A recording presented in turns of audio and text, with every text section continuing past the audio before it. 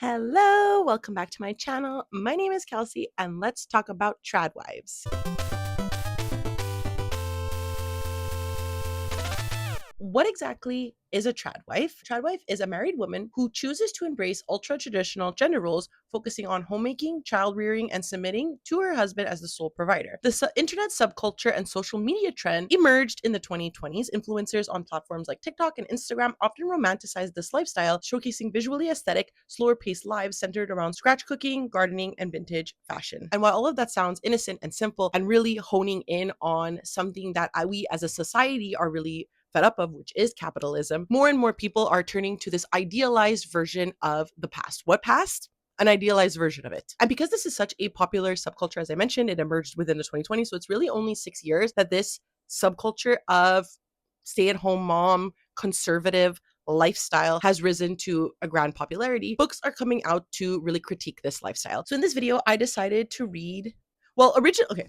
So in this video, originally, I wanted to just go out and get Yesteryear. I was really I wanted to buy a book. I knew it had to be a 2026 release. I knew it had to be a relatively recent release to justify it in my brain to break my book buying ban for a video. So I was like, okay, I'll read Yesteryear. While I was reading Yesteryear, I was like, wait a second. I also have another book on my TBR about tradwives, and thus this video emerged. I start off the video reading Yesteryear by Carol Claire Burke. This follows a tradwife named Natalie who has a lot of followers on social media, and she really cultivates this perfect lifestyle. And one day she is transported back to 1855, where she has to live the real lifestyle of what the tradwives emulate. After that, as I mentioned, I picked up Tradwife by Saratoga Schaefer. This is more of a horror look at a tradwife lifestyle, and it follows an influencer named Camille who will do anything to get a baby. And then after that, I decided to pick up a nonfiction I had on my TBR, which is Sisters in Hate, American Women and White Extremism by Sayward Darby. This follows American women and the rise in white extremism, and how 3 women that Darby followed entered into the white extremist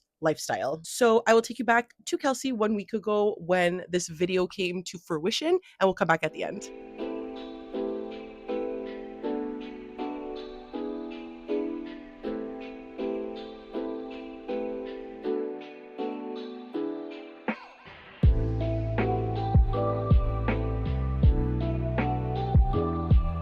So it is currently the next day. As you saw, I went to go pick up the book I will be reading in this vlog. It is crucial that I read this book because many people have asked me to read it and they really, really want my opinion. And that made me very intrigued to, one, essentially break my book buying ban, because the holds for this at the library are like months long. I need to provide the people what they want. So I've been waiting to order this from a local bookstore here in Montreal. They finally had it in stock the other day. It's next to my work. So I was like, hey, I'm going to work next week, which was yesterday for you. I'm going to work next week. So I need to purchase this book so that I can go pick it up. And that is Yesteryear by Carol Claire Burke. This is the talk of the town. Everybody is very interested by this book, and that made me very interested by this book. It's receiving a lot of praise. It's actually not the only tradwife book I have on my TBR, which is really interesting, and I would have liked to maybe read them in comparison. Should I do that? You're watching this vlog develop in real life. So this is about a woman named Natalie Heller Mills. She is a traditional American woman, a beautiful wife, and a mother who sells her pioneer lifestyle of raw milk and farm fresh eggs to her millions of social media followers. Her farmhouse is charmingly rustic, her husband is a handsome cowboy, and her 6 children, each more delightful than the last. So what if there are nannies and producers behind the scenes, her kitchen hiding industrial grade fridges and ovens, her husband is the heir to a political dynasty? What Natalie's followers don't know won't hurt them, until one morning she wakes up in a life that isn't hers. Her home, her husband, her children, they're all familiar but wrong. Her kitchen is warmed by a sputtering fire, and she finds herself in 1855. So essentially what I'm gathering is that this girl is a tradwife online and faking this lifestyle about being an American, good old American woman. And then she's put into a time where she would have been a good old American woman, and we're, I guess, going to watch her conceptualization of her life crumble, which is really interesting. The other book I bought yesterday is also a 2026 release, so don't come for me, okay? It was a new release. Yes, I didn't pre-order it, fine, but it was just so cute. And this is The Infinite Sadness of Small Appliances. We're following appliances in someone's home and how they build a connection with the people in their home. And the one review I saw that sold me on this was someone said, I have to go hug my Roomba now. As someone who personifies objects, I feel like this is the book for me. Did I break my book buying ban several vlogs in a row now? Yes. We're not going to talk about it because I'm still really trying, okay? I'm still really trying and I'm holding myself accountable. Let's go start this book. We're going to see. I think maybe I'll get like a third of the way into it and we can see how I feel when I finish this if I want to read the other one. Maybe this vlog is less going to be a one book vlog and more a comparison of the two. We'll see.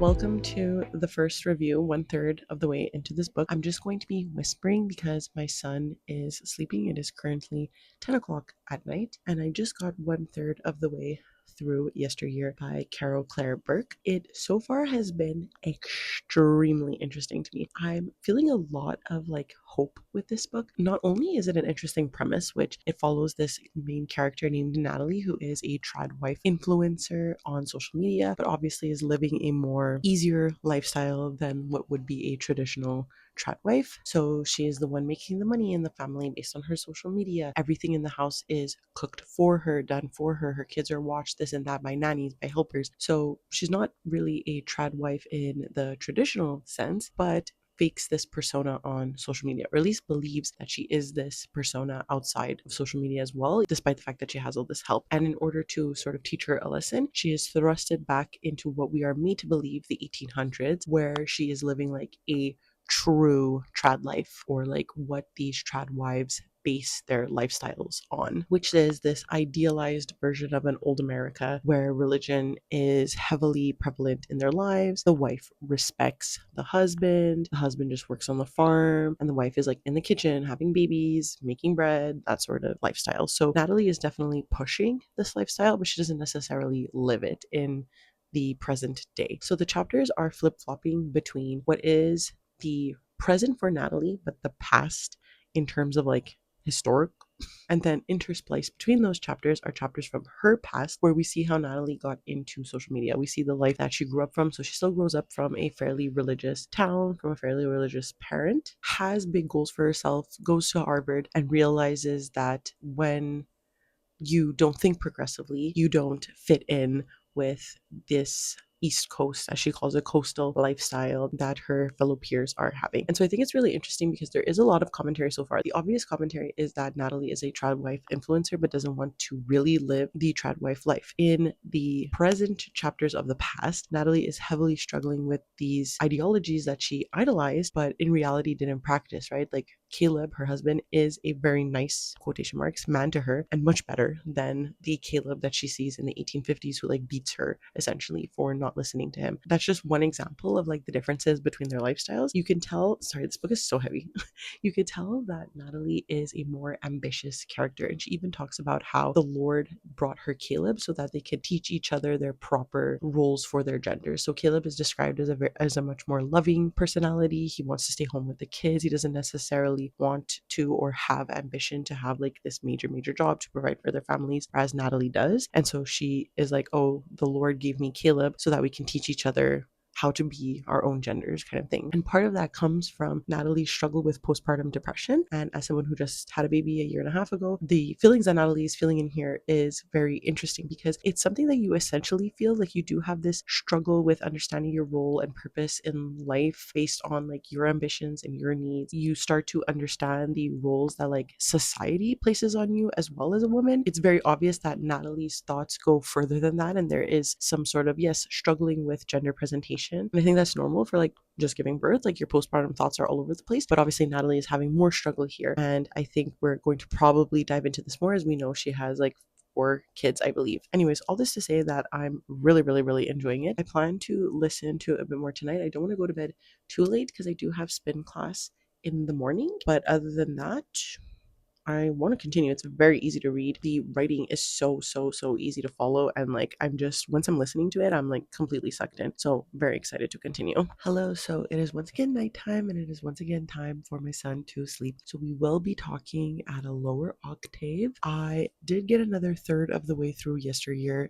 I didn't read at all today. I had quite a busy day. Sundays are quite busy for us as a family just because my son has his swim lessons, and then it's obviously nap time, eat time, bath time, nap time, da da da da. So there's quite a bit to do on Sundays. So I'm going to take the time now to maybe finish this. I'm really, really, really enjoying this. I find Caro Claire Burke's writing to be very, very accessible, very quick paced, very fast. I'm really, really enjoying it. I'm never bored while reading this book. And part of that is because I find the trad wife lifestyle to be very, very fascinating, and the type of person who becomes a trad wife to be very, very fascinating. In addition to that, the plot overall in general is just very interesting for me to read. Something that I find very interesting about Natalie's character is that she is a terrible person. You're not supposed to enjoy her as a character, I believe, but she's such an interesting perspective to follow because she's exactly the type of person that she believes hates on her online, right? She'll constantly compare herself to her college roommate. She thinks she's better than her, and she'll be like, oh, she's probably do this, she's probably miserable, blah blah blah. But in reality, like, Natalie's miserable too. It's interesting because Natalie is incredibly intelligent, you can see that, and she's utilized her intelligence to create this empire, and that's why she does in fact think she's better than other people, than the angry liberal people that she separates herself from. As I mentioned, there are interspliced chapters of Natalie in the present past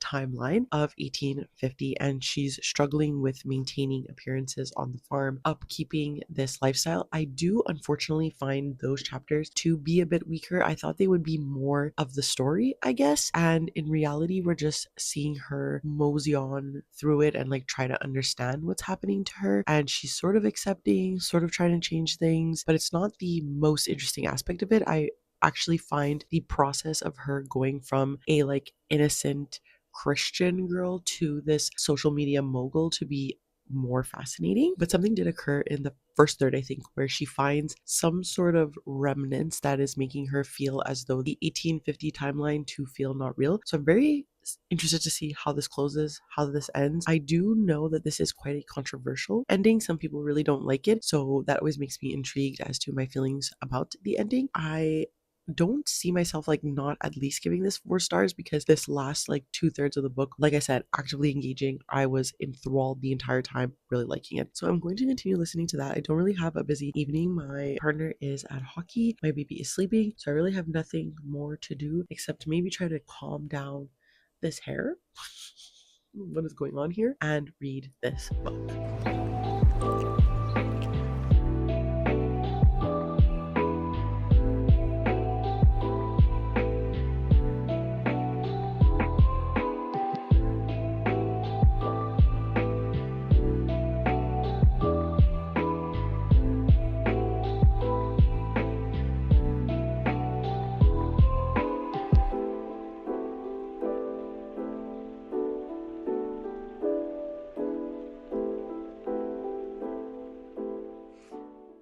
Hello. So normally I would wait until I was like another third of the way through the second book for this vlog, but because I got a very exciting package from Sony, I obviously really want to open it right now. And if you know anything that I enjoy, you potentially know what this is. So I'm going to open this. We're going to take this opportunity to talk about my final thoughts on Yesteryear, and we're going to talk about the next book that I'm reading. But let's open this very exciting package.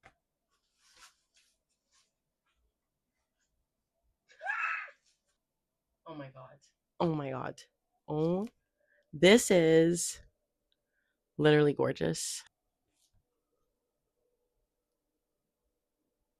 This is the happiest day of my life. So I guess riding along this high, we can talk about something else that I really, really enjoy that isn't Heated Rivalry, but it is Yesteryear by Caro Claire Burke, which I ended up giving a 4.5 stars. So I think if you look back at the last clips, or for you guys, I mean, you're seeing it right after this. So you obviously saw that this was pretty much, I think, a 5-star book for me. I was really, really, really enjoying it until, honestly, the last 50 pages or so. This book enthralled me from page 1. I hated that I had to put it down. I was so interested in it. There was so much commentary on influencer culture. There's obvious discussions on socioeconomic politics, be it through the lens of feminism or classism, which is all buzzwords for me, all things I really enjoy. And on top of that, books that focus on motherhood and or religion are my bread and butter. It is also why I find trad wives to be such interesting like figures and pillars in society. So I knew, or I had a feeling that this was going to be an obvious win for me. I was a bit nervous, as you saw, because it's been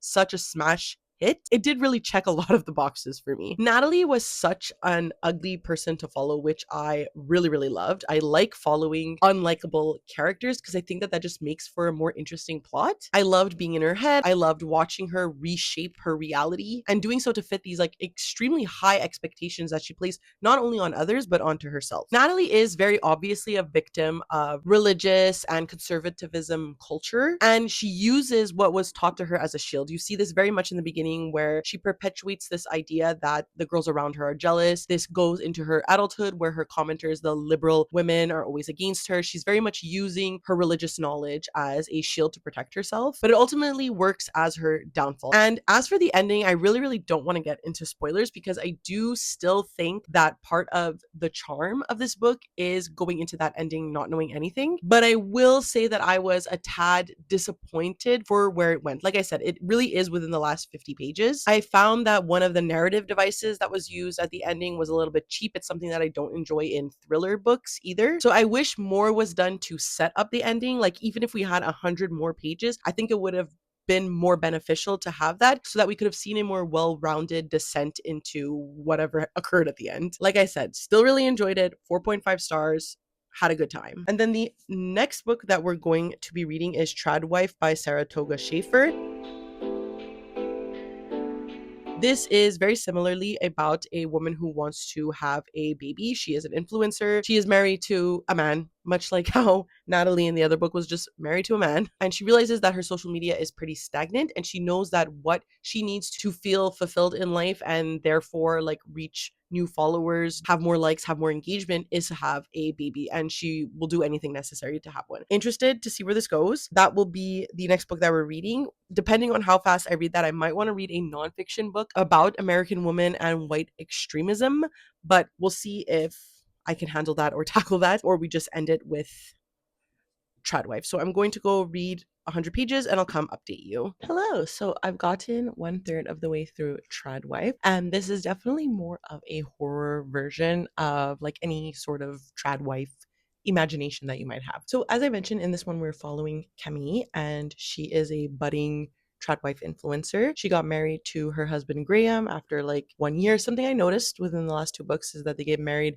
quite quickly. And I believe that the theme here is very much that the man right away, or them as a couple right away, is trying to prove or establish something in the hierarchy of this like very heteronormative belief system. And that by getting married right away, they're sort of like committing themselves to one another and able to start their lives in a very like traditional sense. And that is just something that's common between the two books. And the men in both books are very much like not helpful. They don't really think of their wives as anything more than an addition to them, rather than viewing them as like their partner in life, like something that they're equal to. Obviously, as we are following people who value more traditional things, they are going to have these more traditional slash conservative ideologies. And so Graham is often never home. He's not spending a lot of time with Camille, and she desperately wants to have this baby because, as I mentioned, she feels like, first of all, she needs this in her life. She feels like something is missing. She feels like she has a lot of love to give and she has no one to give it to. But secondly, and I think more importantly than maybe Camille would like to admit, is that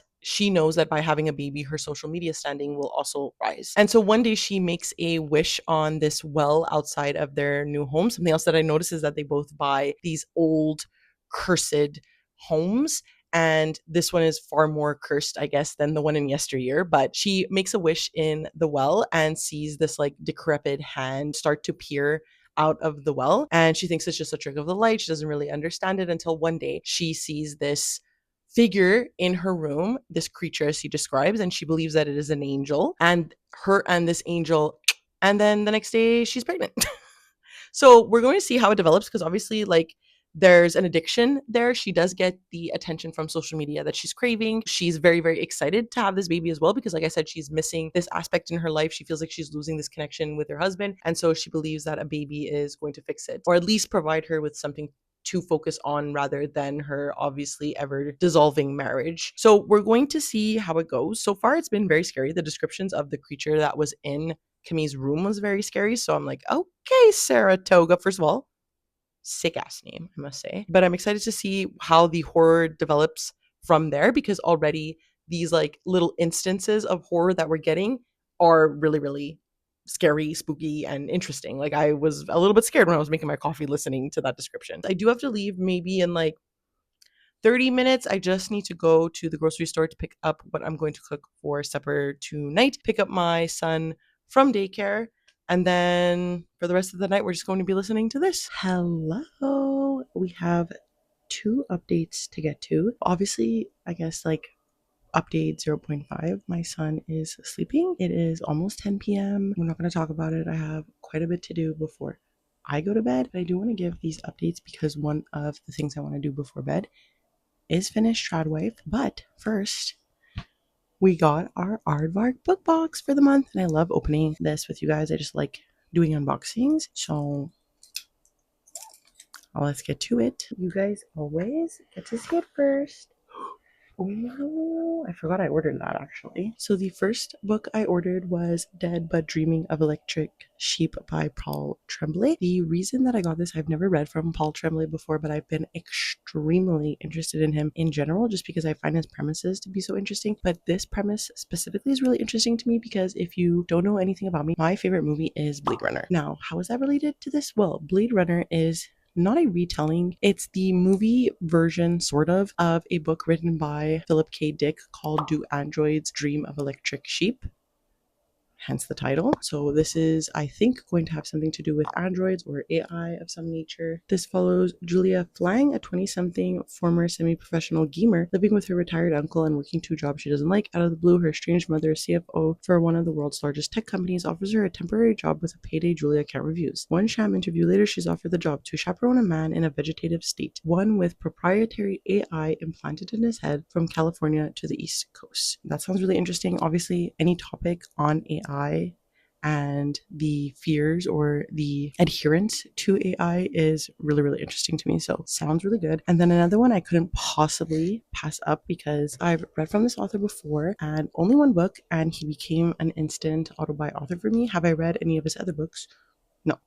But we're going to fix that this year because I have a video planned to read all of Chuck Tingle's published books, including this one, Fabulous Bodies. Chuck Tingle wrote Bury Your Gaze, which I absolutely loved. Anyways, I don't even know what this one is about. I just knew that I absolutely had to get it. So this follows Poppy Stringer, who was born to be a star, an aspiring fashion influencer by day. Poppy moonlights as a grave robber to make ends meet, wheeling and dealing dead bodies across Palm Springs. Oh, okay. When her hero, the flamboyant piano-slamming rock star Eddie Michaels, unexpectedly dies, Poppy gets a call to retrieve his body from the medical examiner's office for a lucrative sum. It could be the last job she'll ever need, if everything goes to plan. But the night's delivery quickly veers off course when Eddie wakes up.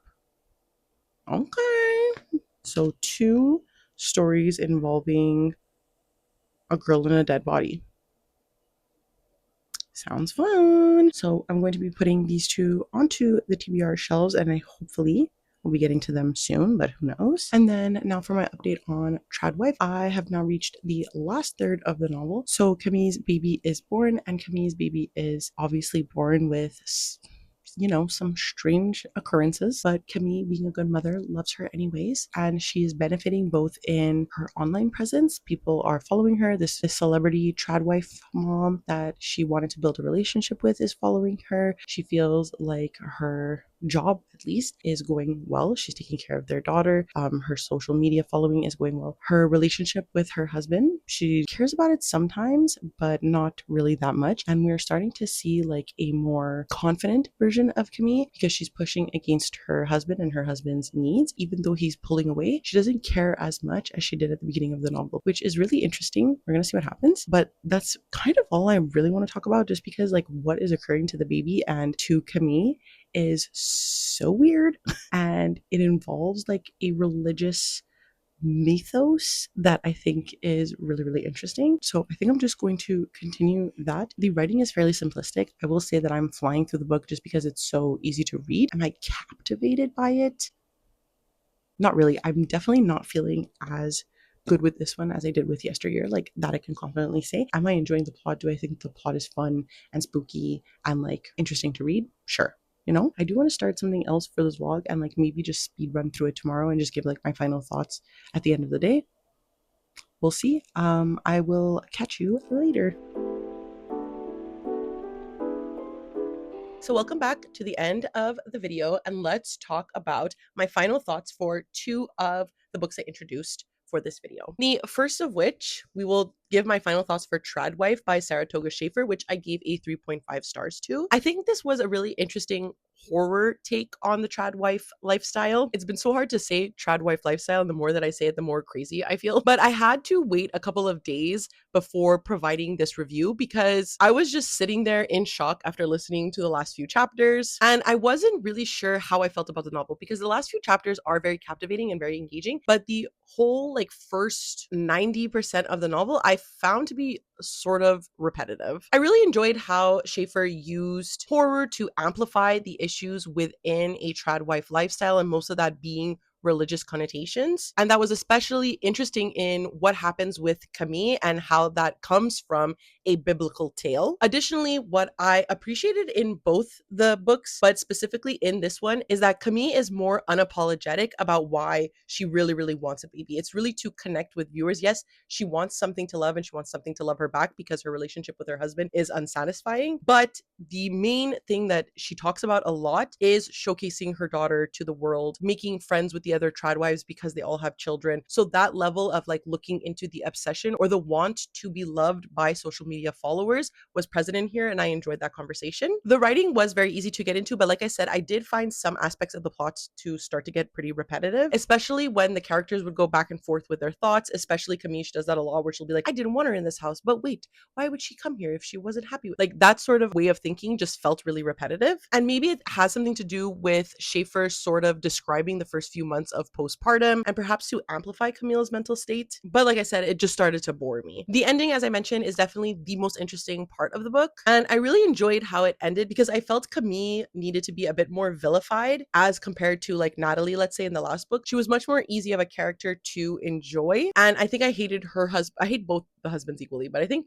her husband was a bit more assertive, so it was a bit easier to hate. I wish there was slightly more commentary on the tradwife movement in here, but otherwise this was just a general fun read, and if you have it on your TBR, I still recommend reading it. However, what I did find with these two books is that yes, they're talking very openly and satirically about how the tradwife movement is putting down women and perpetuating this idea of the patriarchy and perpetuating religious connotations. Even if they might not say outwardly that they are religious, there are religious connotations with just Abrahamic religions, which Christianity falls under, and the patriarchy putting men in power. However, what I did feel, while both books I think touched upon it a little bit, they didn't go in depth into how racism plays a huge critical point in the tradwife movement, and thus the acceleration of fascist and white supremacist ideologies in society. White extremism is at a point right now where it's so casually said by obviously people in power, but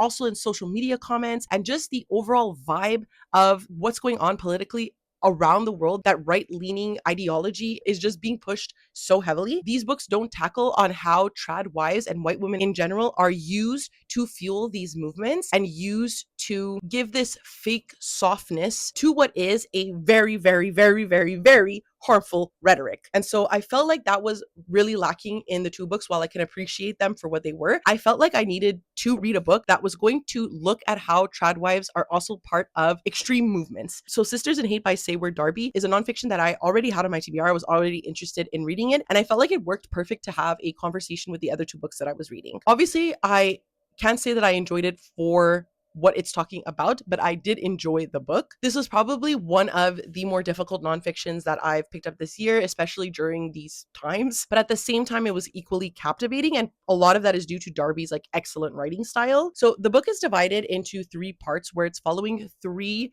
women and how they fell casually into the white extremism of certain communities. And it felt really morbid to read how these individual women are joining these groups that's going against their very interests and the interests of themselves as a person, simply because they believe in white supremacy so much. And then following how two of which continue to uplift these ideologies. As I mentioned, Darby did an excellent job at making this book accessible while also not shying away from the hateful rhetoric that these women spew. Spending time in the minds of these women is not an easy feat. Darby does give a balance of like her sort of own opinions or factual opinions that go against what these women are perpetuating. And so I commend Darby for her excellent like field research, because I think this book balances the two very well. In general, I think this is overall a really interesting look at women's complicity in the rise of white nationalism and what will be eventually, if things continue on a very detrimental and depressive path, their ultimate demise at the end of the day. So a 4-star for this one. I think it's a must read if you are into like tradwife commentary. I think you should be picking up this nonfiction as well. So let's summarize